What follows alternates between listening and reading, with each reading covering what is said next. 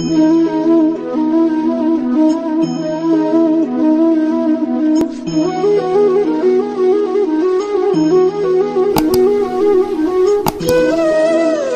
chef des Devas s'adressa alors à Brahma.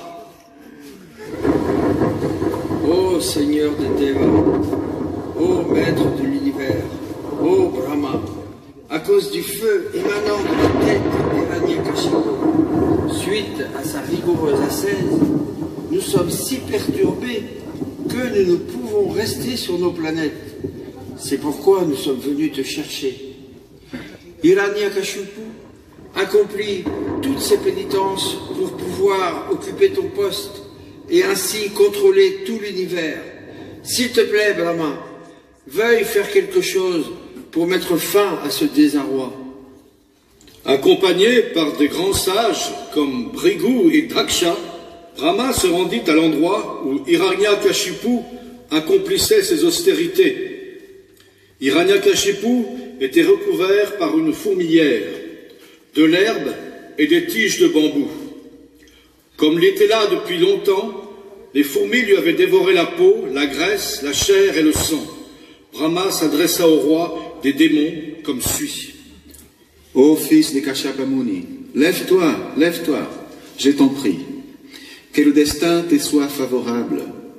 Tu as maintenant atteint la perfection dans l'accomplissement de tes austérités, et je peux donc t'accorder une bénédiction. Demandez-moi tout ce que tu veux, et je me forcerai d'exaucer tes désirs. Je présente mon humble hommage à la personne originelle de cet univers, Brahma, qui a la pleine connaissance et qui sait appliquer son mental et son intelligence éprouvée à la création de cette manifestation cosmique. C'est par ses activités que tout ce qui existe en ce monde est visible. Il est donc à l'origine de toute manifestation. Ô Seigneur, toi, le meilleur de tous ceux qui accordent des bénédictions, si tu veux avoir la bienveillance de m'accorder l'immortalité, je t'en prie, fais-le. Ô roi des démons, même moi, le créateur de cet univers, je suis mortel. Je ne peux donc pas t'accorder la bénédiction d'immortalité que tu me demandes. Ah, Seigneur, toi, le meilleur de tous ceux qui accordent des bénédictions, si tu veux bien avoir la bienveillance de satisfaire mon désir, alors permets qu'aucun des êtres vivants de ta création ne me fasse rencontrer la mort. Accorde-moi de ne mourir ni à l'intérieur ni à l'extérieur d'aucune résidence, ni le jour, ni la nuit, ni sur le sol, ni dans les airs. Fais en sorte que je ne sois tué par aucun être étranger à ta création, par aucune arme, ni par aucun être humain ou animal.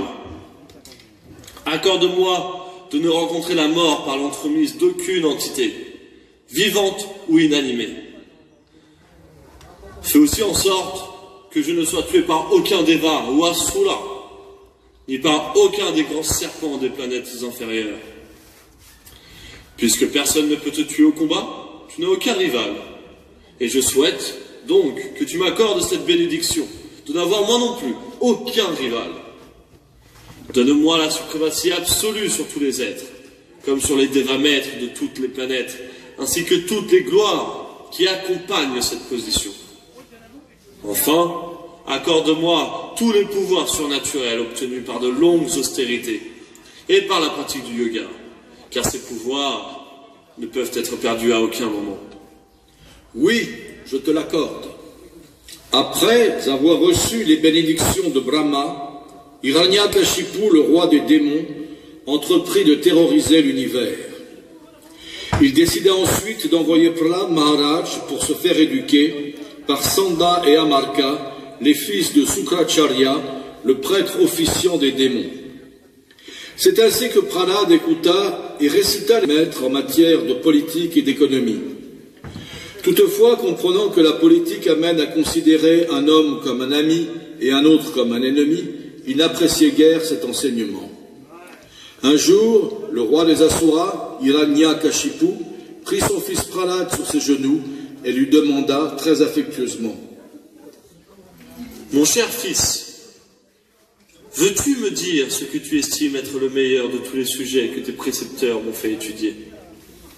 Ô toi le meilleur des Asuras, souverain des démons, selon ce que mon maître spirituel m'a appris, une personne qui revêt un corps éphémère, qui s'implique dans une vie de famille tout aussi transitoire, ne peut qu'être tourmentée par l'anxiété, car elle est tombée dans un puits perdu où l'on ne trouve pas la moindre goutte d'eau, mais seulement de la souffrance. Il faut abandonner cette condition pour se rendre dans la forêt, où seul prévaut la conscience de Krishna. Et là, il faut chercher refuge auprès de Dieu, la personne suprême. C'est ainsi que l'intelligence des jeunes enfants est polluée par les propos de l'ennemi, hein? Cher Asura, veuillez à l'entière protection de ce garçon au Golokul, où il est instruit, afin que son intelligence ne soit plus influencée par les Vaishnavas qui pourraient s'y introduire sous quelconque déguisement. Prahlad, mon cher enfant, que toute paix et toute heureuse fortune soient avec toi. Veuille ne pas me mentir. Dis-nous simplement la vérité. Tous ces autres garçons ne sont pas comme toi, car eux ne tiennent pas de propos dissidents. Dis-nous, comment as-tu reçu cet enseignement? Comment ton intelligence a-t-elle été ainsi polluée? Oh, toi, digne représentant de ta famille, est-ce que cette souillure de ton intelligence a été occasionnée par toi-même ou par nos ennemis? Nous tous, tes maîtres, sommes très désireux de l'apprendre. Veuille nous dire la vérité. J'offre mon humble hommage à Dieu, la personne suprême, dont l'énergie externe a créé la distinction d'amis et d'ennemis, en troublant l'intelligence des hommes. Lorsque le Seigneur souverain se trouve satisfait du service de dévotion d'un être vivant, celui-ci devient un pain d'état et ne fait aucune distinction entre ami et lui-même. En toute l'intelligence, il pense alors: chacun de nous est un serviteur interne de Dieu, ce qui fait que nous ne sommes pas différents les uns des autres. Ceux qui pensent toujours selon les nations d'amis ou d'ennemis sont incapables de percevoir l'âme suprême en eux. Ô Brahmana, de même que le fer attiré par un aimant se déplace automatiquement vers lui, ma conscience, transformée par sa volonté, se trouve attirée par Vishnu. Je n'ai donc aucune indépendance. Oula! Qu'on m'apporte un bâton! Ce Prahlad ternit notre nom et notre réputation. À cause de son intelligence pernicieuse, le voilà devenu le brandon de la dynastie des Asuras. Maintenant, il doit être traité d'après le dernier des 4 procédés diplomatiques. Ce gredin de Prahlad est né comme un arbre épineux dans une forêt de santal. Pour abattre cette forêt, une hache est nécessaire, et le bois de l'herbe épineux convient tout à fait pour faire un manche à cette hache. Vishnu représente la hache servant à couper le santal de la famille des Asuras, et Prahlad en est le manche. Sanda et Amarka, les précepteurs de Prahlad Maharaj, châtièrent et menacèrent leur élève de diverses façons, et entreprirent ensuite de l'instruire quant aux voies de la piété, de la poursuite des richesses et de la satisfaction des sens. Telle fut l'éducation qu'ils lui donnèrent. Au bout d'un certain temps, Sanda et Amarka estimèrent que Prahlad Maharaj était suffisamment instruit dans les voies diplomatiques. Un jour, après que sa mère l'eut personnellement lavé, joliment habillé et paré de nombreux ornements, ils amenèrent Prahlad devant son père. Lorsque Hiranyakashipu vit son fils à ses pieds, prosterné en signe de respect, il se mit aussitôt en père affectueux à le couvrir de bénédictions et à l'étreindre.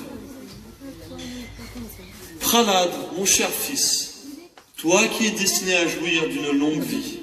Depuis longtemps maintenant, tu as appris beaucoup de choses de tes précepteurs. Ô ennemi du roi Indra, ô roi, rien de ce que ton fils Prahlad a dit ne lui a été enseigné par moi ou par qui. Shravanam kirtanam Vishnu smaranam padasevanam achanam vandanam dasyam sakyam nivedanam atmanivedanam.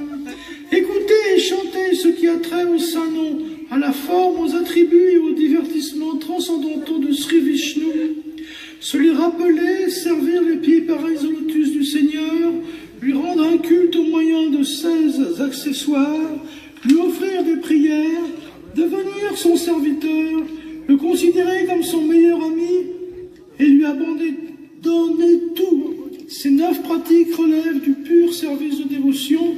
Celui qui a voué sa vie au service de Krishna par le biais de ces 9 activités doit être considéré comme le plus instruit car il a atteint le savoir complet. Sravanam kirtanam Vishnu, samaranam padasevanam, achanam vadanam dasyam, sakyam atman nivedanam.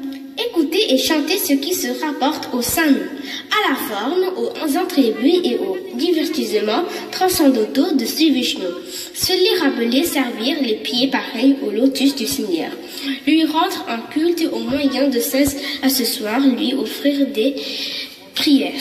Devenir son serviteur, lui considérer comme son meilleur ami.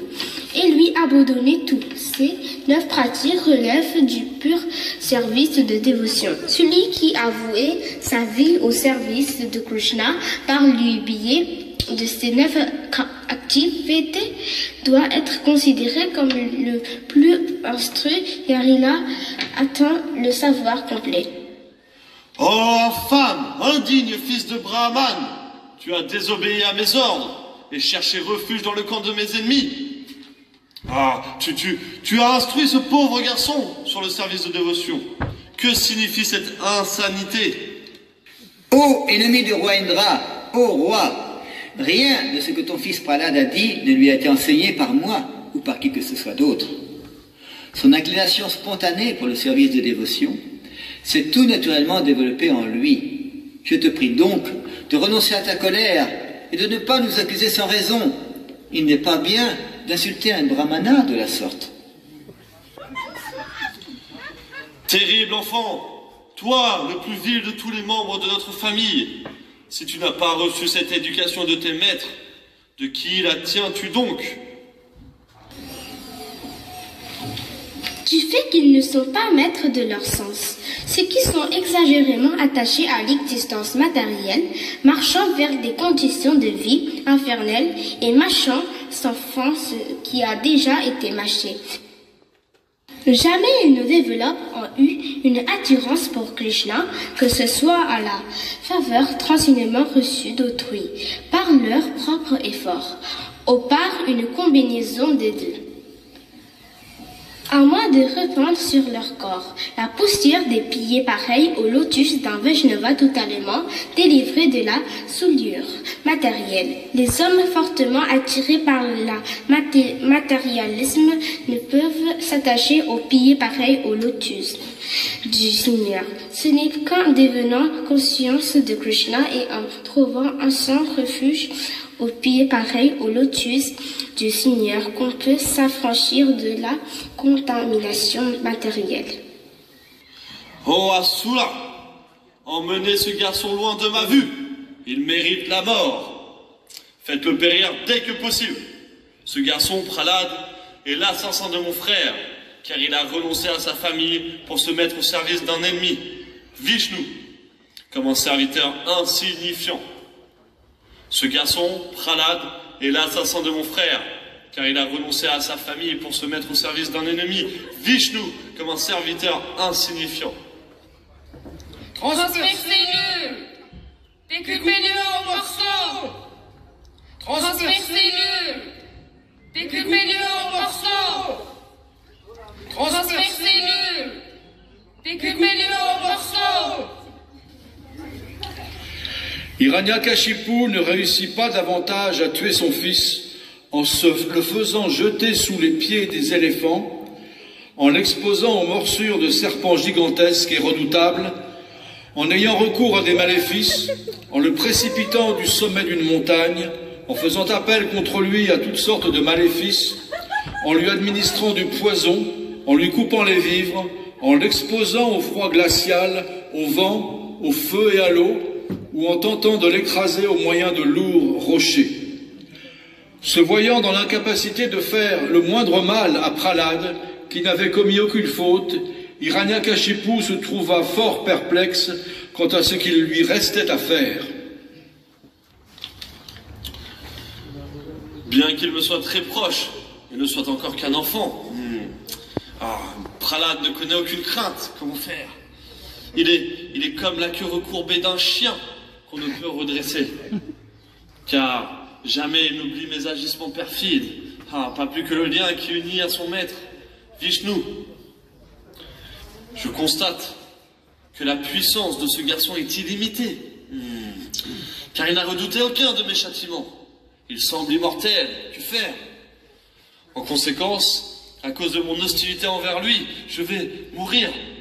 Ou peut-être cela ne se fera pas, qui sait? Oh maître, nous savons qu'il te suffit de lever les sourcils pour que les dirigeants de toutes les planètes tremblent de peur. À toi seul, tu as conquis les trois mondes. Nous ne voyons donc pas pourquoi tu serais morose et en proie à l'angoisse. Quant à Prahlad, ce n'est qu'un enfant, et tu n'as rien à craindre de lui. Après tout, ses qualités et ses défauts sont sans importance. Par suite, avec méthode et sans relâche, Sanda et Amarka instruisirent Prahlad Maharaj, très humble et très obéissant, sur la nature matérielle, la poursuite des richesses et la satisfaction des sens. Pendant les moments de récréation, les camarades de Prahlad l'appelaient pour qu'il vienne jouer avec eux. Mais Prahlad, absorbé dans le service de dévotion, n'était pas attiré par ces jeux d'enfants. Il commença alors à leur prêcher le service de dévotion. Tous les fils des Asuras apprécièrent les enseignements spirituels de Prahlad Maharaj et les prirent très à cœur, au point de rejeter les connaissances matérialistes transmises par leurs précepteurs, Sanda et Amarka.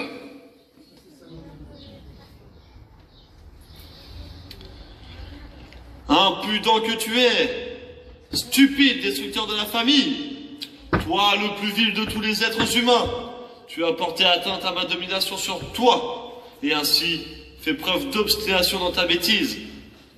Je vais aujourd'hui même t'expédier dans le royaume de Yamaraj. Par quel pouvoir un vaurien comme toi est-il devenu assez impudent pour se montrer exempt de toute crainte devant moi et pour porter atteinte à ma domination sur lui? Ô roi, puisque tu m'interroges sur l'origine de ma force, sache que c'est de la même source que tu tires la tienne. De fait, la source originelle de toute forme de puissance est unique. Celui qui est ta force est la mienne est également la seule et unique force de tous les êtres. Sans lui, nul ne peut avoir la moindre force. Chacun de nous, qu'il soit mobile ou immobile, supérieur ou inférieur, y compris Brahma aux personnes, est dirigé par la puissance de Dieu, la personne souveraine.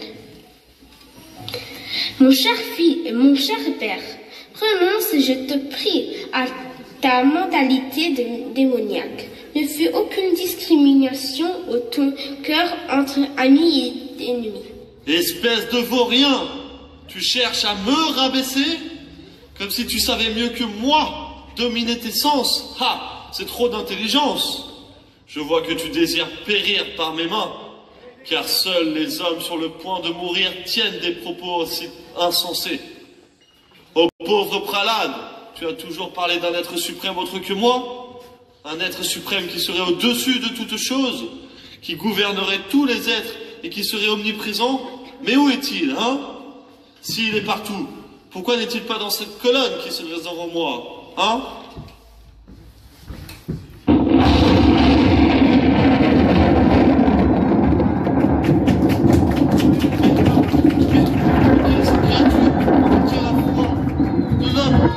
Du lion.